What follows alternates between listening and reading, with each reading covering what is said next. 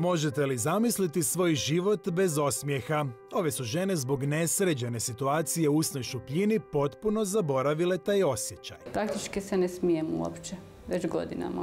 Inače, ni ja se ne smijem, meni isto nije bajno. Jedva me nateraju da se nasmijem, nekakvi osmijeh nabacim tu radi slikanja i toga, jer ja praktički sam zaboravila taj neki opće nekakve geste, smijanja. Naravno, na razgovore kad se dolazi, svi gledaju u zube, što je. Nasmijat se ne mogu kad mi neko nešto kaže i to. Ja se ne znam iskreno ni šminkat više.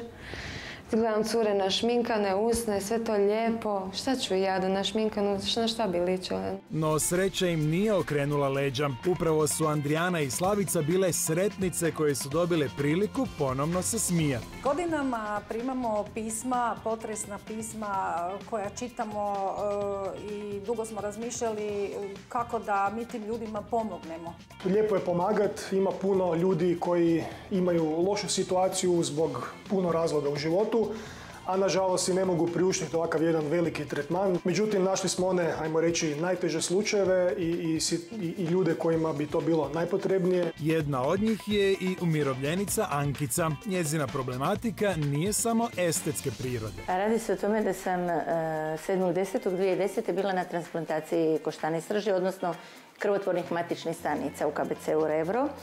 A priča je zanimljiva po tome zato što je moj donor koji je putem zaklade Ana Rukavina pronađen u svjetskom registru Indijanac Komanč iz Oklahome. Ankicu čeka još jedna transplantacija krvotvornih matičnih stanica u rujnu. Kako bi uopće pristupila operaciji, zdravstvena slika usne šupljine mora biti besprijekorna. Najvažnije mi je u biti zdravlje, jer ja se smijem i sa zubima i bez zuba. Ali naravno da je ljepše kad su bijeli zubi, lijepi osmijeh. Suprug je meni rekao kako bi ti bila lijepa da imaš lijepe zube. Zadnje vrijeme mi baš ništa u životu nije smiješno, toliko da bi se ja mogla onako od uha do uha nasmijeti. No tomu je zauvijek došao kraj. Slavica je s novim osmijehom postala potpuno nova osoba. Prvo, neprepoznatljiva sam sama sebi, a mislim svima drugima mogu misliti kakav šok bude jer me niko još nije vidio. Pa gospođa Slavica je nekako moj osobni uspjeh, nekakva satisfakcija cjelokupnog mog rada. I Riječanki Andrijani je blistav osmijeh sada svakodnevica. Fenomenalno, odlično. Zaista, kad sam se vidjela, nisam mogla vjerovati da sam ja. I Ankica je dobila svoj novi osmijeh. Sada se ne prestaje smijati, pa je dobrim raspoloženjem zarazila i našu ekipu.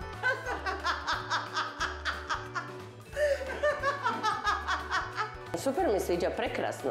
Ko nova, ko da sam druga žena, ko da nisam ja.